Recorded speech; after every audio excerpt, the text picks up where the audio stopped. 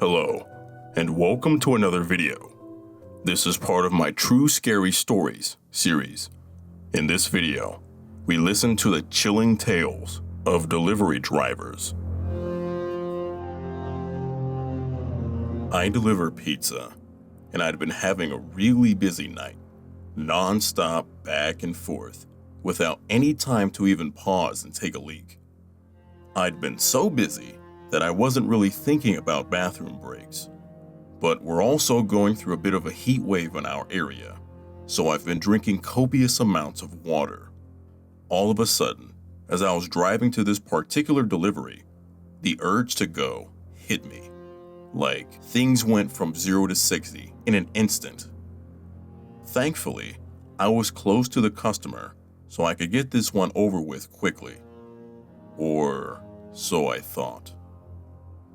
I pulled up to the house, and it was in an area I delivered in before, so I could immediately see something wasn't right. All the lights were off in the house, not even the glow of a television or anything. It was extra apparent because the street light closest to the door happened to be out of order, and on top of it all, the block was dead quiet.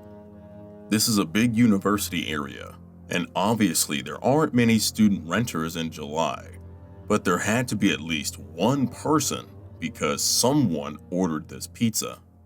Maybe they just like sitting in the dark, or they were out back in the yard, whatever. I just didn't want to get out of my car and knock on a quiet house in the middle of the night around 9:30 p.m. without first checking that I had the correct address and the customer was inside.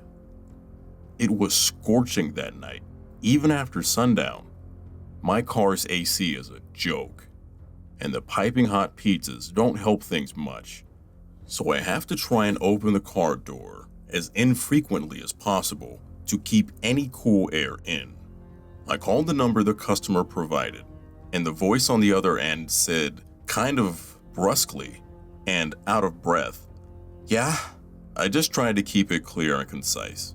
"Hey, it's your pizza out front, but there doesn't appear to be anybody home?" And the customer replied, still gasping for air, "Yeah, I'm not home." I had to pee so badly by that point that I was much less patient than I'd otherwise be with a customer right out of the gate. Well, then we're going to have to terminate the order because I've arrived in the stated delivery window and you were supposed to pay in cash. So, I don't know what to tell you. Plan ahead next time. I instantly regretted letting my bladder do the talking for me, as the voice on the other end came through more clearly, as a young, bubbly, and very distraught girl who couldn't have been older than 20 or 25. "Oh my gosh, I'm so sorry. I was running down the street, so I could barely hear you," she cried. "I just switched you out of my AirPods. Is that better? Sorry, I completely lost track of time at work, but I knew you were coming. That's why I'm literally running home right now. Please don't leave. I'm starving and I don't have a car. Seriously, please don't leave. 5 more minutes tops, okay?" I know what it's like to be hungry and running late and have no car, but not live near any restaurants. Plus, when I heard her voice, I began to remember more specifically having delivered to this place a couple times before, and she'd always been perfectly nice. Now I felt bad for snapping at her. I tried to walk it back while simultaneously looking out my window for potential spots to pee. No, my bad. I'm letting the heat get to me, and it's not your fault. No need to rush. See you when you get here. I hung up, and while surveying the street, I was starting to think I was really out of luck. All the other houses had people in them and were close together, so there were no clumps of trees or out-of-the-way patches of land or anything. Of course, I had just tossed my empty water bottle at the last delivery because I'm an idiot. Finally, I decided it was escalating to the point of an emergency, and the safest bet was to use a bush in front of the woman's house. She wasn't home. The street light was out, so no one would see me, The people who were home were inside. My car was parked across the street, and we're a small shop who don't wear uniforms, so if someone did spot me, they'd have no way to connect me to my employer. Animals pee outside all the time. Humans are animals. This is fine. I scurried over to the tallest bush in her front yard. She didn't really have much of a yard, more like a walkway lined with bushes and flowers that ran adjacent to her front door. The biggest cluster of bushes, the only one where I could be sure there would be no visible splatter on the side of the house, was about 4 feet from her door. I looked both ways, unzipped, and let it fly. After the initial millisecond of relief, I noticed the sound was way off, more like pissing on something solid than something leafy. I started panicking, thinking I'd aimed wrong, but once I start, I can't stop midstream. So I just kept squinting into the darkness to see if I was maybe hitting a key rock or something, and could just move a few inches over. Instead, all of a sudden, I heard a way more concerning noise. A deep voice exclaiming, "What the fuck?" And before I could turn around, assuming I'd been caught by a neighbor, a man came leaping out of the bushes. He blew by me, brushing my golden shower off him as he did. He spit pretty emphatically on the ground, so I think I might have beamed him right in the face. I didn't see where he went after a few paces, but though this next part is kind of a blur, I do think I remember hearing a car screech out from a bit further away after a minute. I'd gotten some night vision by that point, so I was able to make out his height, build, and outfit, but only the most general details of each. I was in such shock that I didn't even put my dick away. I just stood there, trying to figure out what had happened. The reality was so terrifying that my mind refused to accept it, and impulsively searched for a reasonable explanation that could make everything okay.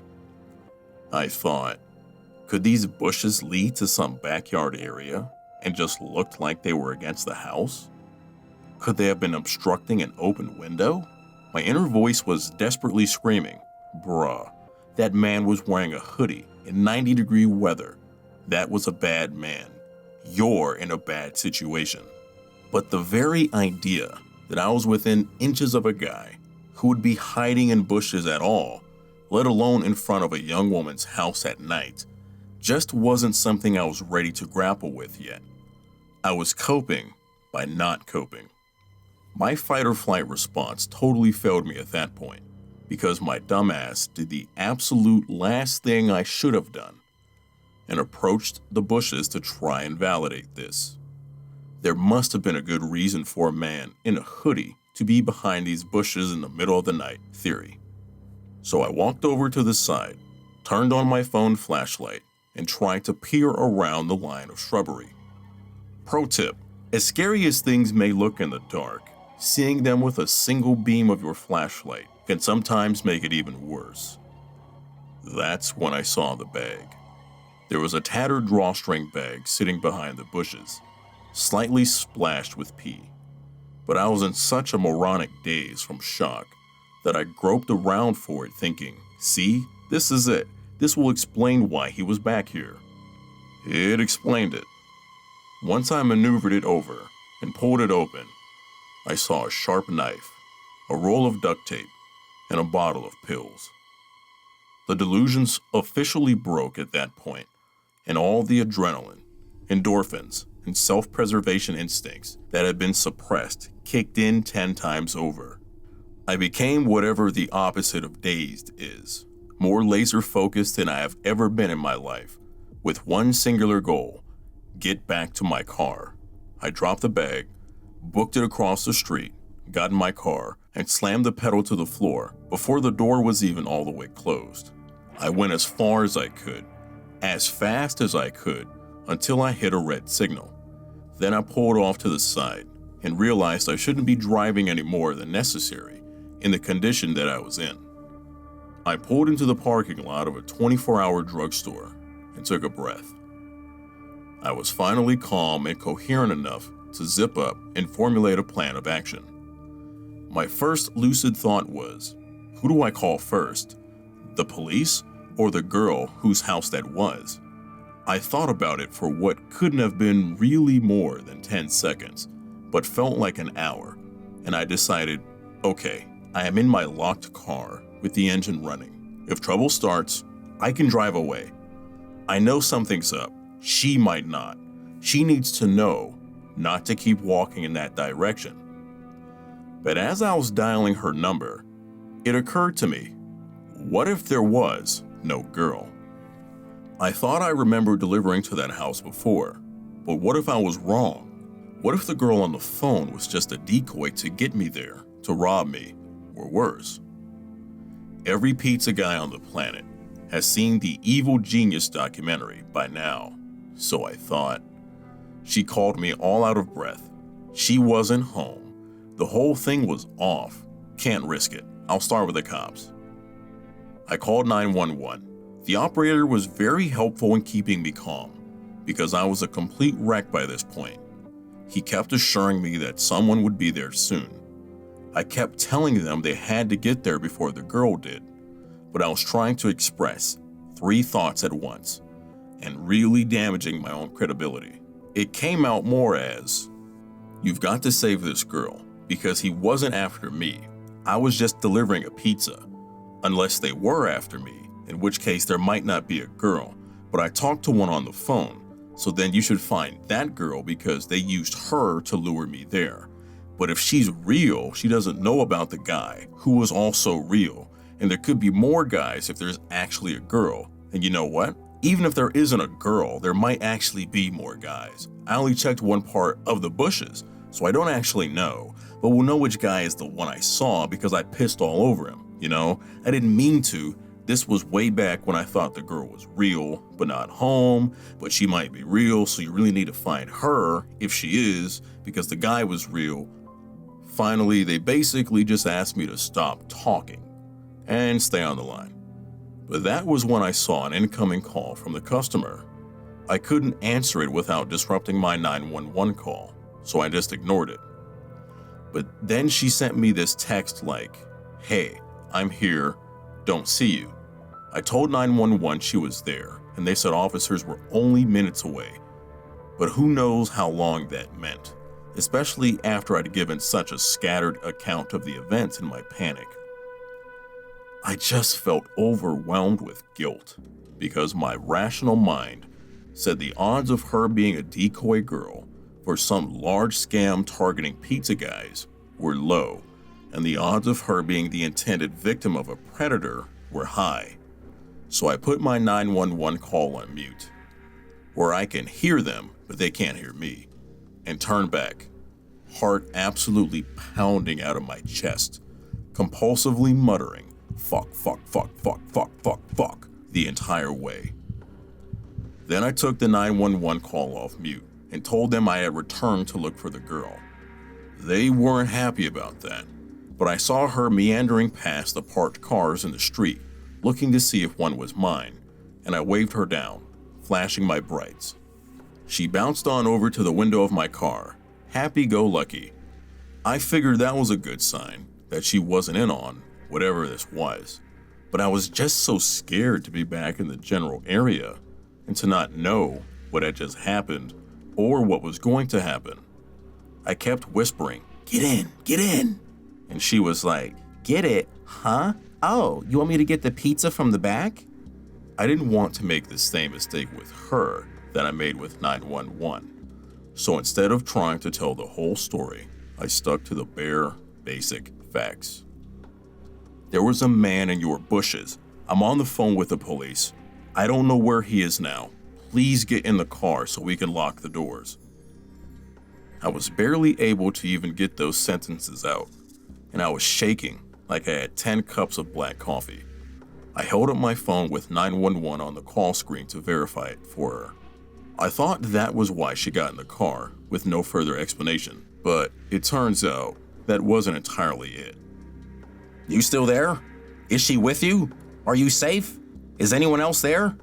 911 kept checking in, not knowing who the third party I was talking to really was. I reassured them, and we drove, more cautiously this time, to a location 911 instructed us to wait at to speak with police after they cleared the area. I didn't actually have to do much after that. The police came pretty soon after. A police car met us. I gave a statement telling them everything I observed, and she went to go speak to more officers in more detail than they needed me for.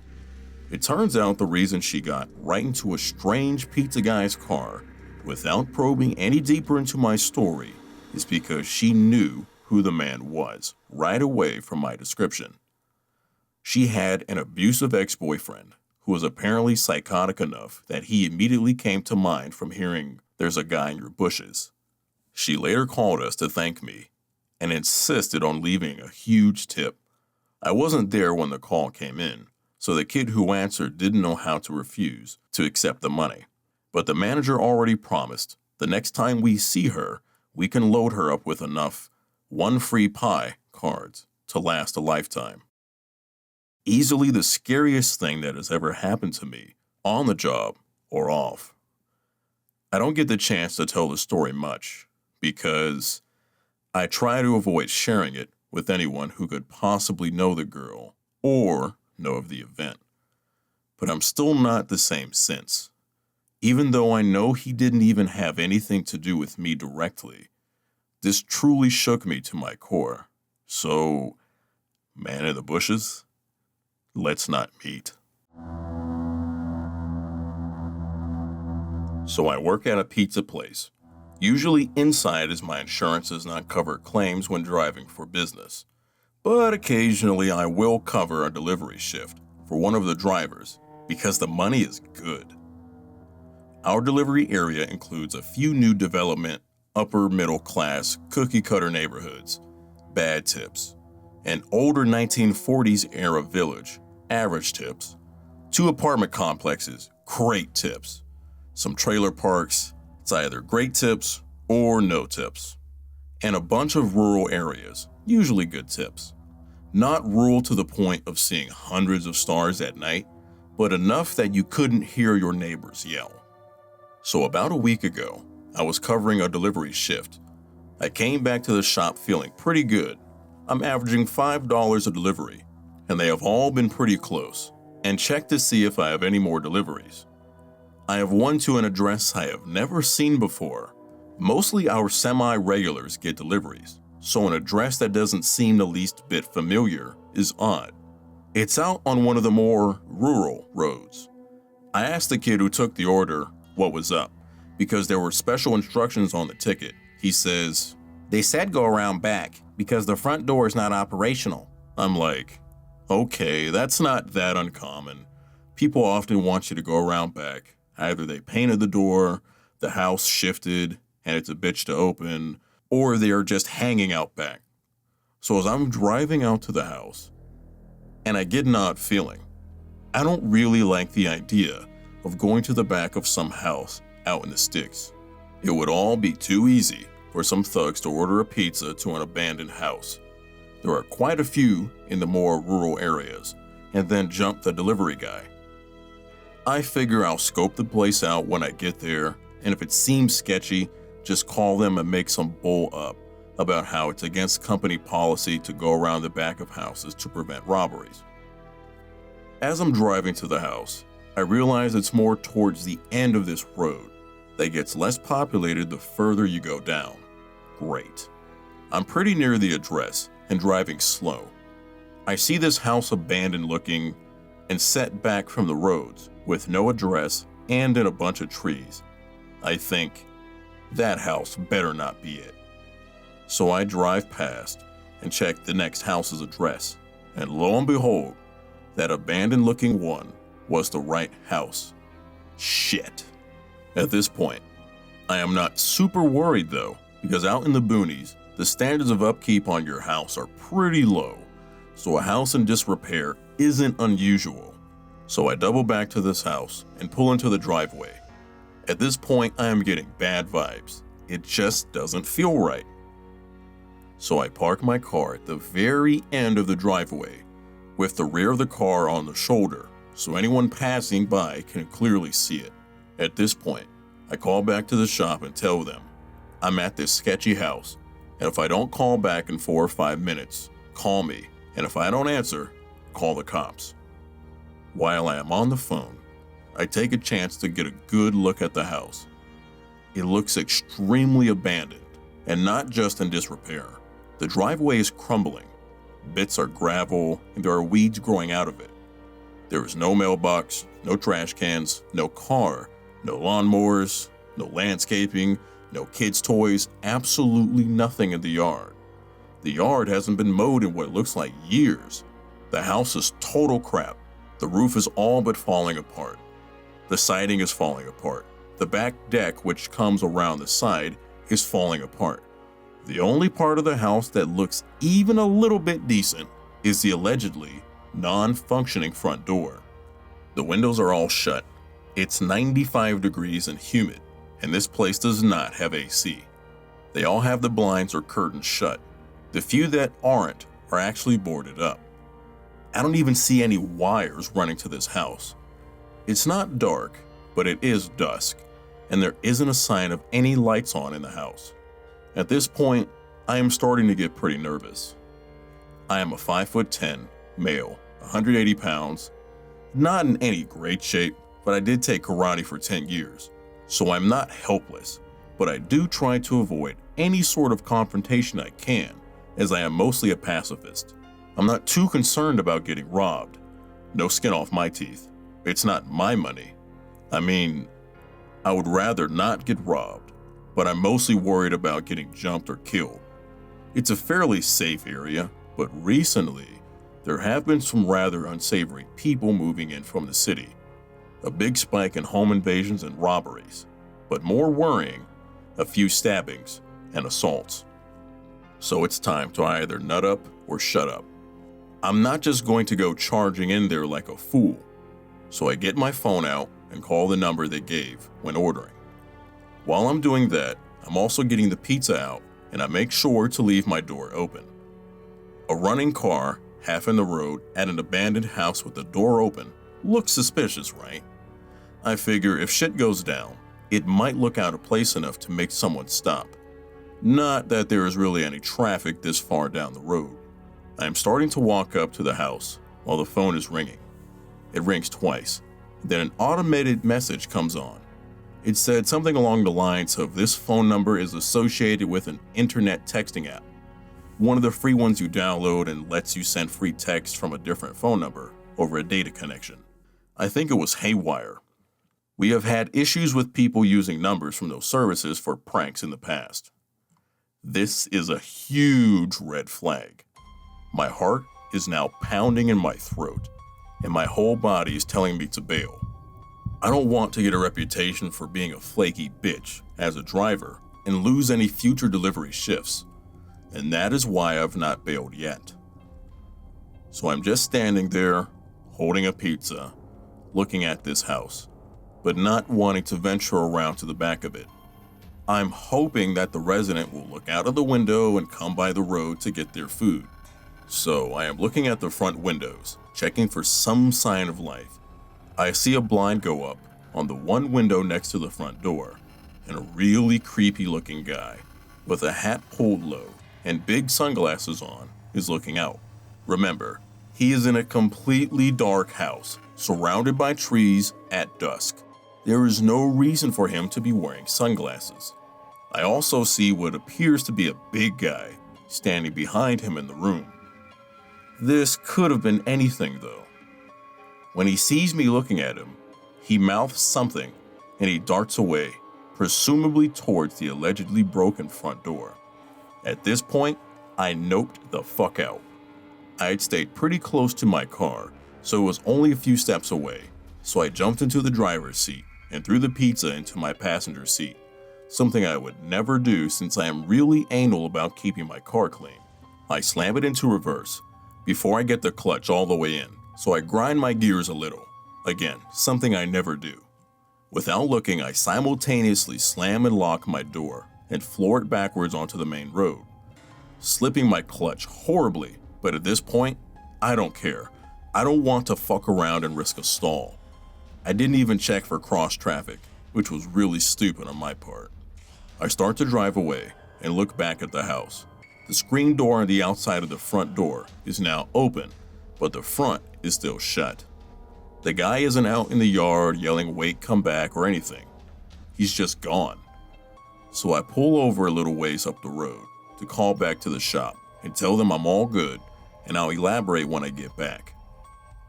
The people never call back to inquire about their food. People usually call if their pizza is 15 minutes late, and these people never got it, so it's really strange that they didn't call, pretty much confirming that they were up to no good. After telling my coworkers about it, we concluded it was definitely a robbery at the very least. So we put the address and phone number on our no deliveries list and ate their pizza. I doubt I would have actually gotten murdered or anything, robbed with a gun pulled, or a little roughing up, yeah. But it was still very unnerving that I easily could have gotten into some serious trouble by just doing my job, especially if the idiots picked a slightly less abandoned house to set up at. Sorry for the relatively minor incident being so long, but hey, I like to write, even if I am not that good at it. Anyone who delivers a pizza, be wary of situations like this. I looked into it, and apparently it is a pretty common way to rob pizza guys. I'm pretty glad we did not end up meeting.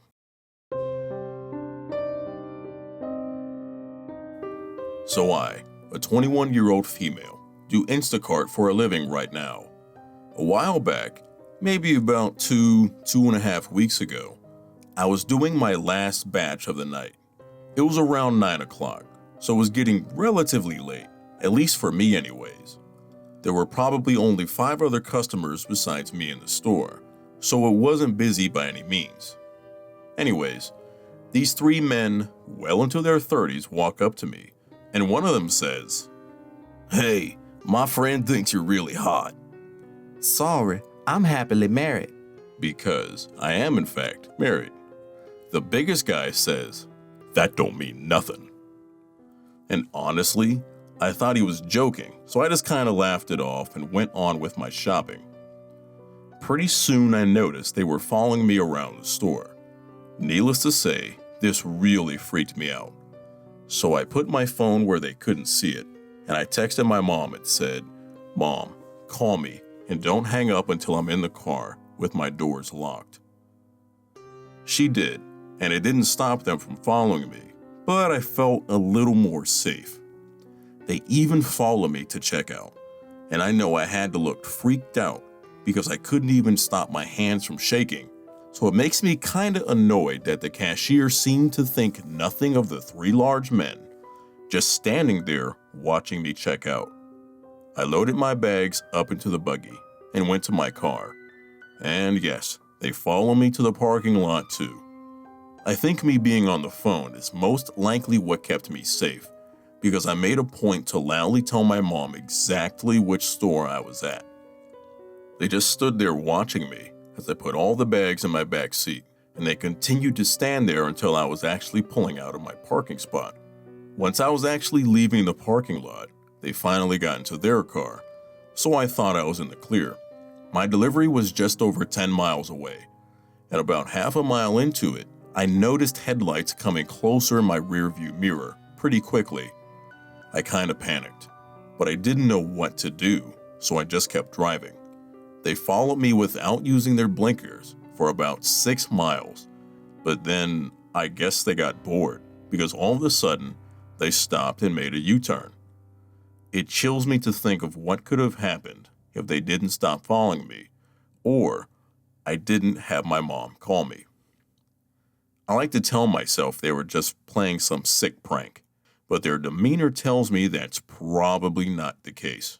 Before you think I'm being dramatic or overreacting, be mindful that the area I was in has had a lot of young girls around my age go missing as of late. So I think it was pretty reasonable to at least be cautious. To the 3 big men that made me afraid of a job that I love, I hope we never meet again.